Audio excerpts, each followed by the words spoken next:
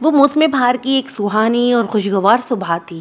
میں حسب معمول تیار ہو کر تھانے پہنچا تو میں نے برآمدے میں درجن بھر خواتین و حضرات کو جمع پایا۔ انہی افراد میں 2 افراد مجھے گھائل بھی نظر آئے، جن میں سے ایک کو تو معمولی سی چوٹیں آئی تھیں، جبکہ دوسرا شخص لہو لہان ہو رہا تھا۔ میں نے اپنے کمرے میں جا کر بیٹھا تو کانسٹیبل راشد احمد نے میرے پاس آ کر اطلاع دی، ملک صاحب 2 کوچوانوں میں بڑی خطرناک لڑائی ہو گئی ہے۔ ہاں، میں نے برآمدے میں 2 افراد کو زخمی حالت میں دیکھا ہے، میں نے معتدل انداز میں کہا۔ کیا تم انہی کا ذکر کر رہے ہو؟ جی ملک صاحب، وہ عصابت میں گردن ہلاتے ہوئے بولا۔ میں انہیں پکڑ کر تھانے لایا ہوں۔ اپنی بات کے اختتام پر راشد نے مجھے بتایا کہ وہ معمول کے گشت پر تھا۔ ٹانگا اسٹینڈ پر اس نے 2 کوچوانوں کو آپس میں بری طرح مار پیٹ کرتے دیکھا۔ راشد اور وہاں موجود لوگوں کی مداخلت نے انہیں ایک دوسرے سے الگ کیا، لیکن اس دوران وہ ایک دوسرے کو اچھا خاصا نقصان پہنچا چکے تھے۔ بہرحال وہ ان دونوں کو پکڑ کر تھانے لے آیا تھا، اور وہ جو ان کے ساتھ درجن بھر مرد و زنیں۔ میں نے سوالیہ نظروں سے کانسٹیبل کی طرف دیکھا اور پوچھا، ان کا کیا؟ ان میں سے کچھ تو فرید کے ٹانگے کی سواریاں ہیں ملک صاحب، کانسٹیبل نے جواب دیا، اور باقی ٹانگا اسٹینڈ سے چند لوگ ان کے ساتھ آئے۔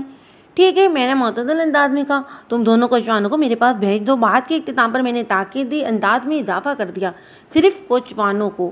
سمجھ گیا ملک صاحب، کانسٹیبل نے فرمانبرداری سے کہا اور میرے کمرے سے نکل گیا۔ 15 سیکنڈ کے بعد دونوں گھائل کوچوان میرے سامنے حاضر تھے۔ ان میں سے جو کم زخمی تھا اس کا نام فرید معلوم ہوا، جبکہ لہو لہان کوچوان صفدر تھا۔ میں نے گہری نظروں سے اس کا جائزہ لیا۔ فرید کی عمر 35 کے قریب ہوگی۔ وہ مضبوط بدن کا مالک اور ایک دراز قامت شخص تھا۔ اپنے چہرے موڑے اور وضاحت سے وہ ایک امن پسند اور صلح جو انسان نظر آتا تھا، مگر اس نے صفدر کا جس طرح حلیہ بگاڑا تھا اس کی شخصیت سے لگاؤ نہیں کھاتا تھا۔ صفدر قد کاٹ کر صحت مند بھی فرید سے کم نہیں تھا۔ اس کی عمر 30 کے آس پاس تھی۔ وہ مزاج کا تیز اور غصیلا دکھائی دیتا تھا۔ حیرت کی بات یہ تھی کہ فرید نے اسے بری طرح پیٹا تھا۔ اس سے یہی ظاہر ہوتا تھا کہ صفدر کی بانسبت فرید زیادہ پھرتیلا اور لڑائی بڑائی میں طاق تھا۔ میری بات دھیان سے سنو، میں نے تنقیدی نگاہوں سے ان کا جائزہ لینے کے بعد شفاف الفاظ میں کہا، میں تم دونوں کو 3 منٹ دوں گا۔ اس دوران میں مجھے اس فساد کی وجہ بتانی ہے۔ جو بھی بولنا اچھی طرح سوچ سمجھ کر منہ کھولنا۔ میری بات سمجھ میں آ رہی ہے نا؟ جی تھانے دار صاحب، فرید نے معتدل انداز میں جواب دیا۔ صفدر نے عصابت میں گردن ہلانے پر اکتفا کیا۔ اس کی خاموشی میں رونیت اور خودسری پائی جاتی تھی۔ میں نے پہلا موقع اسی کو دیا۔ صفدر، تم اپنا بیان دو گے، پھر میں نے فرید کو تنبیہ کی کہ اس بیچ میں تم اپنی زبان سے ایک لفظ بھی نہیں نکالو گے، اور جب تمہاری باری آئے گی تو صفدر بھی یہی اصول اپنائے گا۔ اب کی بار فرید نے عصابت میں سر ہلا دیا۔ میں نے صفدر کی طرف دیکھتے ہوئے کہا، تم بولنا شروع کرو، میں تمہارا وقت نوٹ کر رہا ہوں۔ جناب، میں موقع کلا تارا سنگھ کے چودھری فرمان علی کا خاص ملازم ہوں۔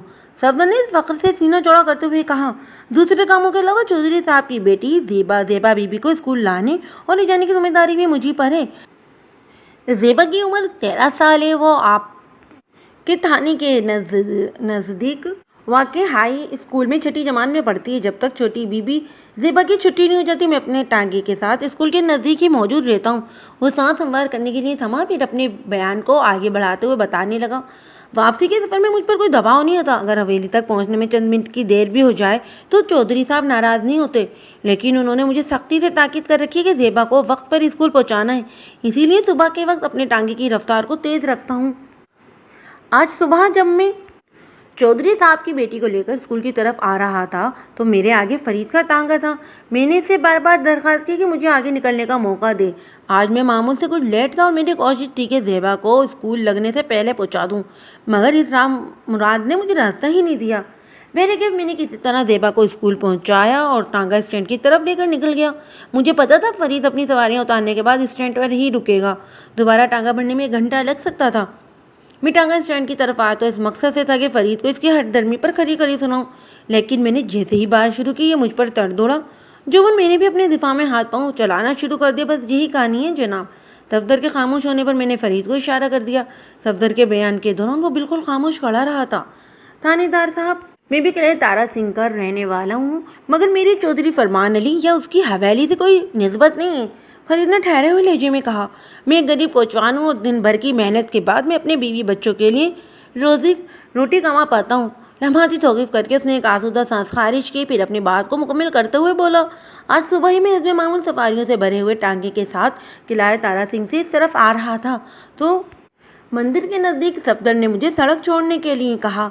सड़क को छोड़कर उसे रास्ता देने का मतलब था मुझे अपना टांगा कच्चे में उतारना होगा। पिछले 2-3 रोज से बारिश हो रही थी, जिसके बाईस सड़क की दोनों जानिब कच्चा रास्ता दलदल की सूरत इख्तियार कर चुका है और इस वक्त सामने से एक बस भी आ रही थी। ऐसे में सवारियों से भरे टांगे को कच्चे में उतारने से कोई भी संगीन हादसा पेश आ सकता था।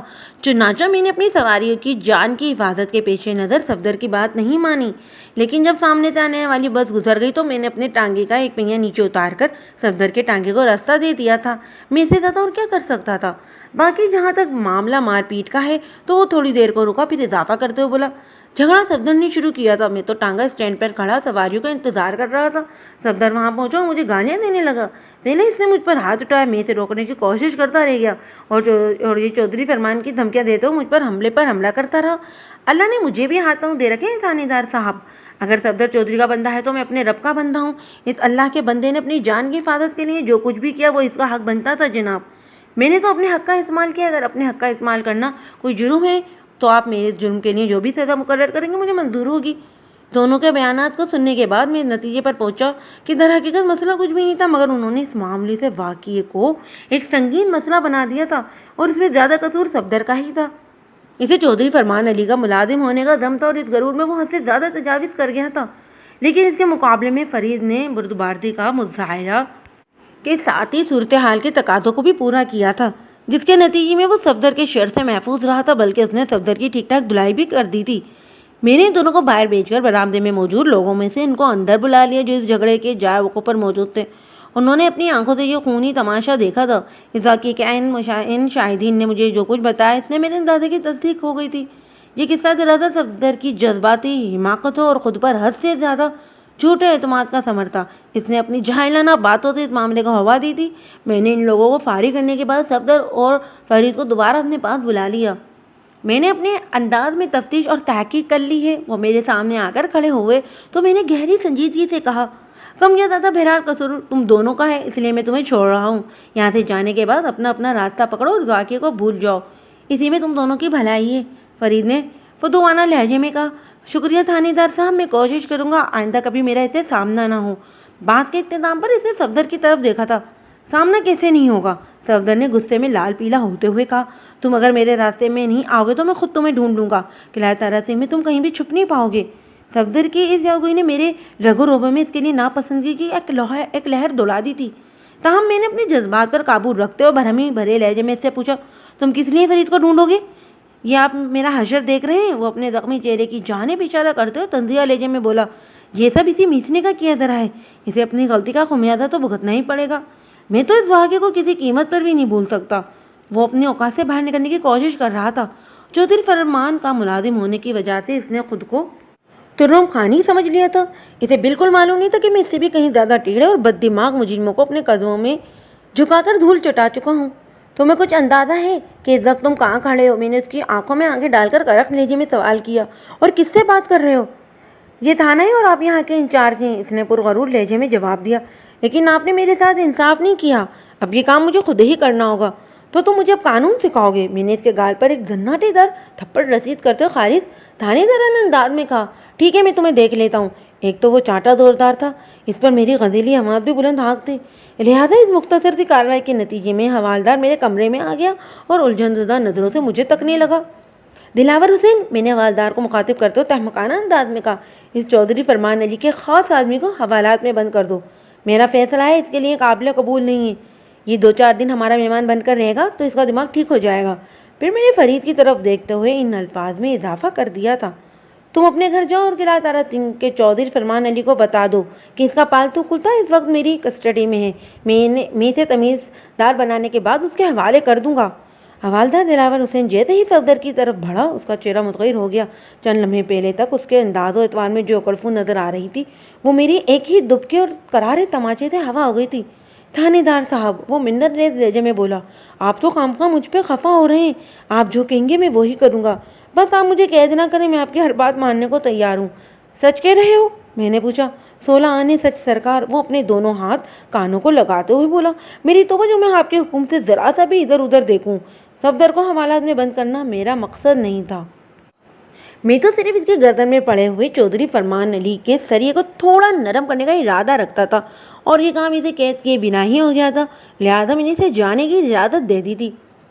فرید اور صفدر کے دست و بیان گریبان ہونے والا واقعہ اتنا اہم نہیں تھا کہ میں اسے یاد رکھتا، مگر بعض اوقات واقعات بازگشت ان کو یاد تازہ کرنے کا سبب بن جاتی ہے۔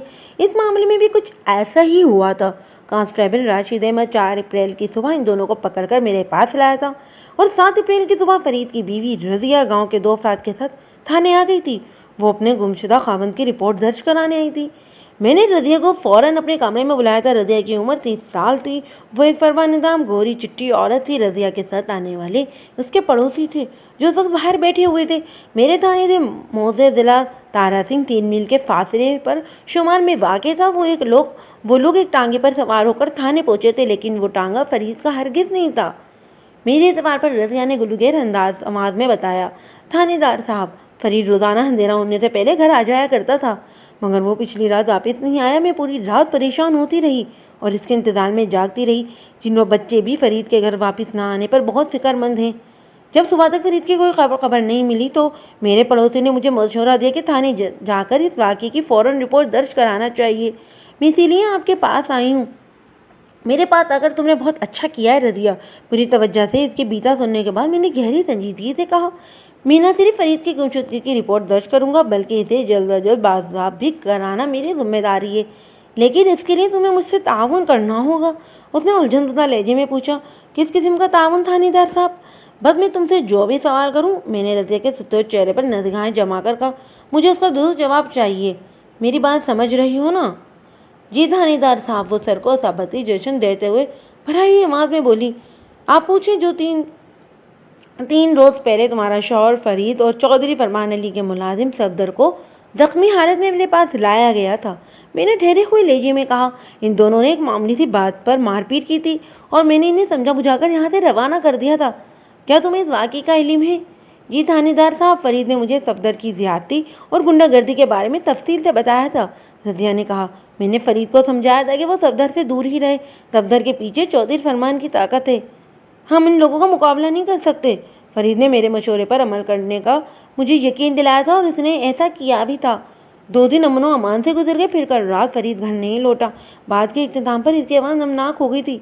کیا تم سمجھتے ہو کہ فرید کی گمشدگی میں صفدر کا ہاتھ ہو سکتا ہے؟ میں نے اس سے پوچھا۔ تھانے دار جی، میں نے مر کر اپنی قبر میں جانا ہے، اس لیے بغیر ثبوت کسی پر الزام لگانا ٹھیک نہیں ہے۔ وہ ایک معقول اور صحت مند رویے کا اظہار کرتے ہوئے بولی، ویسے صفدر ایک کینہ پرور انسان ہے، وہ کسی بھی حد تک گر سکتا ہے۔ فرید نے جس طرح اس کی ٹھکائی کی تھی وہ اسے بھولنے والا تو نہیں؟ میں نے گہری سانس خارج کرتے ہوئے سوال کیا، تم لوگوں کے رشتے دار کہاں رہتے ہیں؟ میرا مطلب ہے قلعہ تارا سنگھ کے علاوہ حافظ آباد، وزیر آباد، نوشیرہ، کانڑا اور جلال پور، چٹیا وغیرہ میں ہمارے رشتے دار ہیں۔ رضیہ نے جواب دیا، یہ بھی تو ہو سکتا ہے کہ صفدر تمہیں بتائے بغیر کسی رشتے داروں سے ملنے چلا گیا ہو۔ میں نے قوی امکان کی جانب اشارہ کرتے ہوئے کہا، ایسا پہلے کبھی نہیں ہوا تھانے دار صاحب۔ وہ معتدل انداز میں بولی، فرید کو جب بھی کہیں جانا ہوتا تھا تو وہ 1-2 دن پہلے ہی مجھے بتا دیا کرتا تھا۔ ٹھیک ہے، میں نے انسانیت بھرے لہجے میں کہا، مجھے بتاؤ فرید کی کسی سے کوئی دشمنی وغیرہ تو نہیں تھی؟ نہیں جی، اس نے نفی میں گردن ہلاتے ہوئے کہا، اب تم واپس اپنے گھر جاؤ اور بچوں کا خیال رکھو۔ میں نے اس کی آنکھوں میں دیکھتے ہوئے تسلی آمیز لہجے میں کہا، بھروسہ رکھو کہ میں نے تمہارے شوہر کی گمشدگی کی رپورٹ درج کر لی ہے۔ مجھے جیسے ہی اس کا کوئی سراغ ملے گا تو میں تمہیں بتا دوں گا۔ اور لمحاتی توقف کر کے میں نے ایک بوجھل سانس بھی خارج کی، پھر ان تاکیدی الفاظ میں اضافہ کر دیا، اس دوران اگر تمہیں کوئی اہم بات پتہ چلے تو فوراً مجھے آگاہ کر دو گی۔ جی میں سمجھ گئی، وہ جلدی سے بولی۔ ضروری ہدایت کے بعد میں نے اسے رخصت کر دیا۔ رضیہ کے جانے کے بعد میں نے فرید کی پراسرار گمشدگی والے معاملے پر غور کرنے لگا۔ بعد النظر میں نے یہ صفدر کا ہی کارنامہ لگتا تھا۔ 3 روز قبل جب کانسٹیبل راشد احمد صفدر اور فرید کو پکڑ کر تھانے لایا تھا تو مجھے ان دونوں کی فطرت اور ان مزاج میں زمین آسمان کا فرق نظر آیا تھا۔ فرید ایک سیدھا سادہ اور سلجھا ہوا بندہ تھا، اس کی طبیعت میں ٹھہراؤ اور دھیما پن پایا جاتا تھا، جبکہ صفدر کا انداز بہت ہی جھگڑالو اور غزیلا تھا۔ وہ چودھری فرمان علی کے دم پر خود کو کوئی سورما سمجھتا تھا، اس کی ایک ادا سے غرور اور تکبر جھلکتا تھا۔ میں نے ان دونوں کے حلیہ جات کا بغور جائزہ لیا تھا۔ صفدر چاہے کتنا بھی بد دماغ اور پھڈے باز صحیح، مگر فرید نے جس برے انداز میں اسے پھینٹی لگائی تھی نا، اسے صفدر کی ساری فن غنی ناک کے راستے نکل گئی تھی۔ صفدر کا لہو لہن چہرہ خاصا ڈراؤنا اور ہیبت ناک ہو گیا تھا۔ میں نے جب اسے حوالات میں بند کرنے کی دھمکی دی تو وہ الف کے معنی سیدھا ہو گیا تھا۔ اس عمل میں مجھے کوئی شک نہیں کہ اس موقع پر صفدر کا نرم پڑ کر سراپا التجا بن جانا محض اس لیے تھا کہ میں اسے حوالات میں نہ ڈالوں، ورنہ اس کی آنکھوں سے جھلکتی مکاری سے مجھے صاف پتہ چلتا تھا کہ جب اس کا وقت آئے گا تو وہ فرید کو کوئی بہت بڑا نقصان ضرور پہنچائے گا۔ بالفرض اگر صفدر اور فرید کی پراسرار گمشدگی میں ملوث نہیں تھا تو پھر ایک ہی امکان باقی رہ جاتا تھا۔ وہ امکان تھا کوئی افسوسناک واقعہ عین ممکن تھا فرید کسی خوفناک حادثے کا شکار ہو گیا ہو۔ اسی نکتے کو ذہن میں رکھتے ہوئے میں نے فرید کی تلاش کا کام شروع کروا دیا تھا۔ اس کے ٹانگے کا روٹ قلعہ تارا سنگھ سے موڑ جمال یعنی میرے تھانے تک تھا۔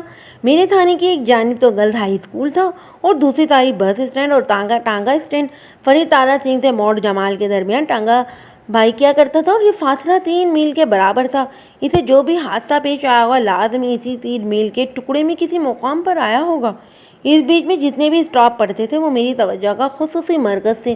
میں نے تلاش کا یہ مشن 2 کانسٹیبل کے ذمے لگایا تھا اور انہیں ہدایت کر دی تھی کہ ہر اسٹاپ پر رک کر وہاں پوچھ تاچھ کرے، اور مجھے امید تھی کہ شام سے پہلے لاپتہ فرید اور اس کے ٹانگے کا کوئی سراغ ضرور مل جائے گا۔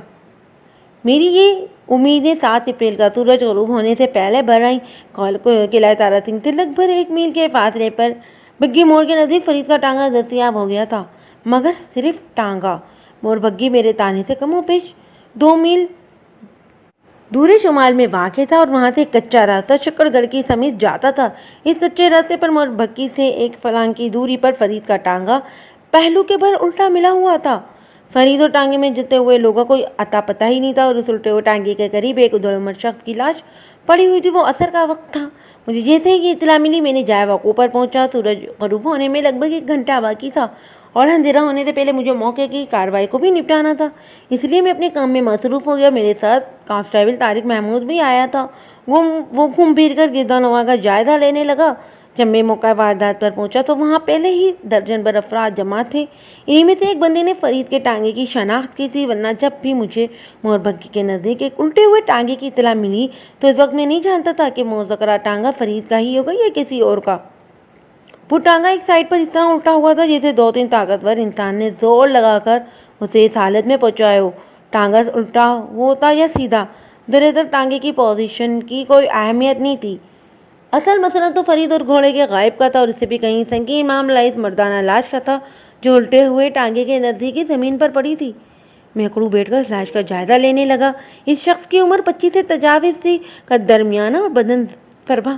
سر کے بالوں میں سفید اور کالے کا تناسب برابر تھا۔ اس بندے نے کاٹن کا سفید شلوار سوٹ زیب تن کر رکھا تھا اور پاؤں میں کالی چپل۔ اس بد نصیب کی پیشانی، چہرہ اور قمیض کا سامنے والا حصہ خون آلود تھا۔ یہ خون اس کے پھٹے ہوئے سر سے خارج ہوا تھا۔ پیشانی سے اوپر والے حصے پر کسی وزنی ہتھوڑے یا کسی باری آنی اوزار سے ایک طوفانی ضرب لگائی گئی تھی، جس کے نتیجے میں اس بدقسمت کی کھوپڑی کا وہ حصہ ہی چٹک کر رہ گیا تھا، اور یہی کاری ضرب اس کی موت کا سبب بھی بنی تھی۔ لباس اور بدن پر جمے ہوئے خون سے اندازہ ہوتا تھا کہ اس شخص کی موت کل شام یا رات کے ابتدائی حصے میں واقع ہوئی تھی۔ لاش کے معائنے کے بعد میں نے ہلاک ہونے والے شخص کی مکمل تلاشی لی تو اس کی جیب میں سے مجھے ایک طاء شدہ کاغذ ملا تھا۔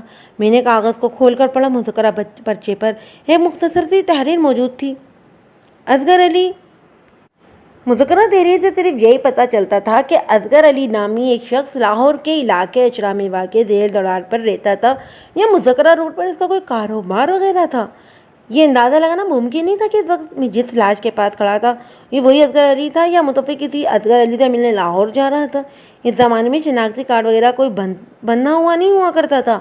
علاوہ ازیں ہلاک ہونے والے شخص کی جیبوں میں سے کوئی ایسی شے برآمد بھی نہیں ہوئی تھی جو اس کی شناخت میں مددگار ثابت ہوتی، لہٰذا میں وہاں موجود لوگوں پر انحصار کرنے پر مجبور تھا۔ میں نے فرداً سب سے پوچھ تاچھ کی۔ ان میں سے ایک بندہ بھی شامل تھا جس نے ٹانگے کو شناخت کیا تھا۔ مذکورہ شخص کا نام سدھیر خان تھا۔ اس کی عمر 55 اور 60 کے درمیان تھی۔ وہ مضبوط کاٹھی کا مالک تھا اور موڑ بگی پر وہ پھل کا ٹھیلا لگایا کرتا تھا، اس لیے وہ فرید اور صفدر وغیرہ کو جانتا تھا اور ان کے ٹانگوں کو پہچانتا بھی تھا۔ ان لوگوں میں سے کوئی بھی ہلاک ہونے والے اس نامعلوم شخص کے بارے میں کوئی بات نہیں جانتا تھا۔ اس سے یہ ثابت ہو گیا تھا کہ مقتول اس علاقے کا تو رہنے والا نہیں تھا۔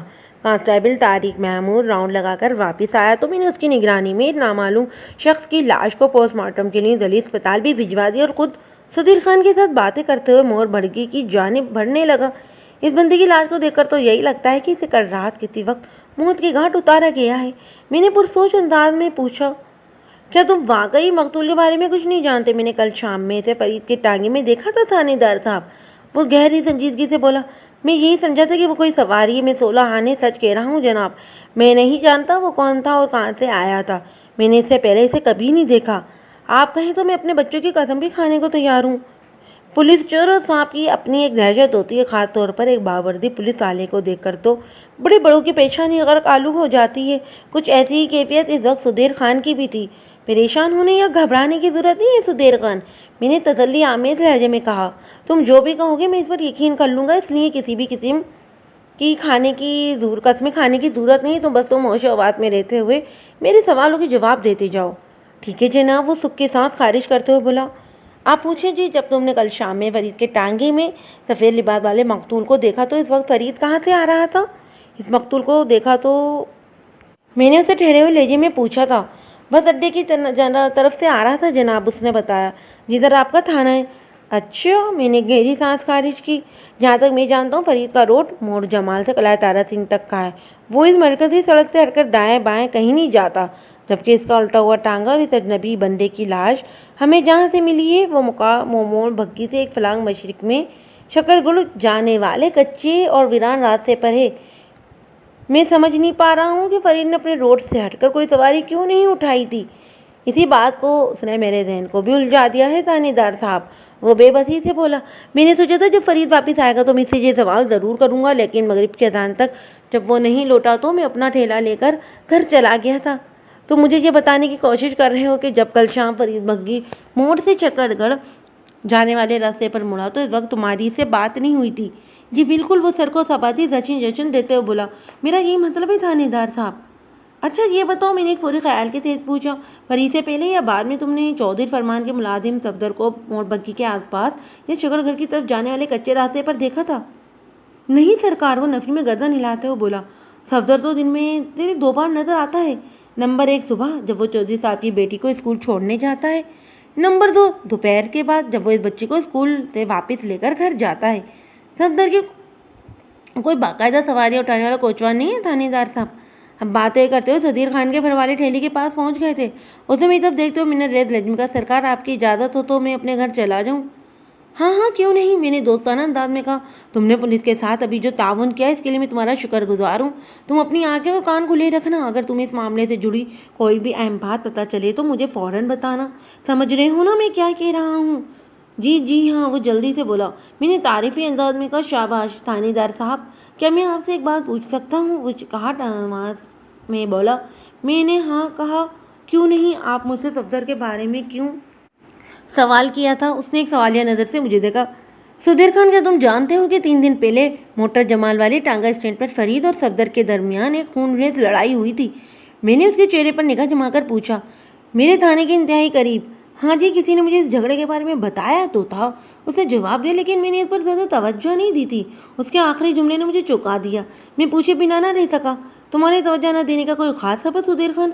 ان کے درمیان چھوٹی موٹی جھڑپوں کے قصے سننے کو ملتے ہی رہتے ہیں، وہ عام سے لہجے میں بولا۔ میں سمجھا یہ بھی کوئی ویسا ہی معاملہ ہوگا۔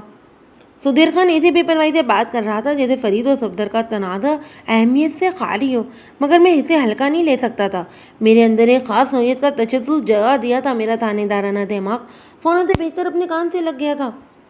صدیر خان، میں نے اس کی آنکھوں میں دیکھتے ہوئے سوال کیا، کیا تم بھی قلعہ تارا سنگھ ہی کے رہنے والے ہو؟ نہیں سرکار، وہ نفی میں گردن ہلاتے ہوئے بولا۔ میرا گھر ادھر بگی میں ہی ہے، تم بگی کے ویکسنگ میں ہو، لیکن قلعہ تارا سنگھ کی ساری خبریں تمہارے پاس ہیں۔ میں نے سوالیہ نظروں سے اسے گھورا۔ مجھے بتاؤ، صفدر اور فرید میں اکثر کس بات پر منہ ماری ہوتی رہتی تھی؟ جناب، میں نے اپنی آنکھوں سے کچھ نہیں دیکھا، وہ معذرت خانہ انداز میں بولا۔ مجھے ساری معاملات بس سنی سنائی پر ہیں، تمہاری سنی کو بھی میں سننا چاہتا ہوں صدیر خان، میں نے گہری دلچسپی کا اظہار کرتے ہوئے کہا۔ مجھے بتاؤ، صفدر اور فرید کے بیچ آخر مسئلہ کیا ہوا تھا؟ صفدر کی بیوی بہت خوبصورت ہے تھانے دار صاحب، وہ رازدارانہ لہجے میں بولا، پھر جلدی اپنی بات کی وضاحت بھی کر دی۔ میں نے ایسا سنا ہے، ٹھیک ہے، صفدر ایک حسین و جمیل عورت کا شوہر ہے، میں نے گریزنے والے انداز میں کہا۔ تو اس بات کا فرید سے کیا لینا دینا؟ میں نے آج صبح فرید کی بیوی رضیہ کو دیکھا تھا۔ وہ ایک گوری چٹی اور موٹی تازی عورت تھی۔ اسے انتہائی حسین کہا جا سکتا تھا اور نہ ہی بد شکل۔ دراصل وہ ایک معقول اور قابل صورت عورت تھی۔ 3 بچوں کی پیدائش کے بعد 80% بیویاں ایسی ہی ہو جاتی ہیں۔ ادھر کہلاتا رسیم میں ہر کوئی جانتا ہے کہ فرید صفدر کی بیوی پر نظر ہے۔ صدیر خان نے میرے کوئی سوال کے جواب میں بتایا تھا۔ اسی لیے صفدر فرید سے کھار کھاتا اور یہ وجہ ہے کہ اکثر و بیشتر ان میں تلخ اور ہاتھا پائی ہوتی رہتی ہے۔ لیکن فرید تو مجھے اس سماج کا بالکل نہیں لگا۔ میں نے سوچ میں ڈوبے ہوئے لہجے میں کہا، 3 دن پہلے مجھ سے اس سے ملنے کا اتفاق ہوا تھا۔ میں نے اسے سمجھدار اور بردبار پایا بھی۔ جو تم نے جو کچھ بتایا ہے میرا ذہن اسے ماننے کو تیار نہیں ہے۔ میرا بھی یہی خیال ہے تھانے دار صاحب، وہ تائیدی انداز میں گردن ہلاتے ہوئے بولا۔ فرید بیوی بچوں والا اصطلاح جو سیدھا سادہ بندہ ہے، لیکن اس کے بارے میں جو خبریں عام ہیں وہ فرید کو چھپا رستم ثابت کر رہی ہیں۔ پھر میں بھی یہ بھی سوچتا رہتا ہوں کہ رائے ہو تو پاڑ بنتا ہے۔ اگر فرید کی طرف سے یہ معاملہ پاڑ جتنا بڑا نہ ہو بھی، لیکن اس رائے کے دانے جتنی حیثیت کو نظر انداز نہیں کیا جا سکتا تھانے دار صاحب۔ تم نے بڑی بات اور پتے کی کہہ دی ہے صدیر خان، میں نے گہری سانس خارج کرتے ہوئے کہا۔ اب تم آرام سے اپنے گھر جاؤ۔ رائے اور پاڑ کے درمیان پائے جانے والے واقعے کو میں خود ہی ناپ لوں گا۔ اس نے میرا شکریہ ادا کیا اور مجھے سلام کر کے ایک جانب بنے اپنے ٹھیلے کے ساتھ چل پڑا۔ میں نے ایک ٹریکٹر والے سے لفٹ لی اور تھانے آ گیا۔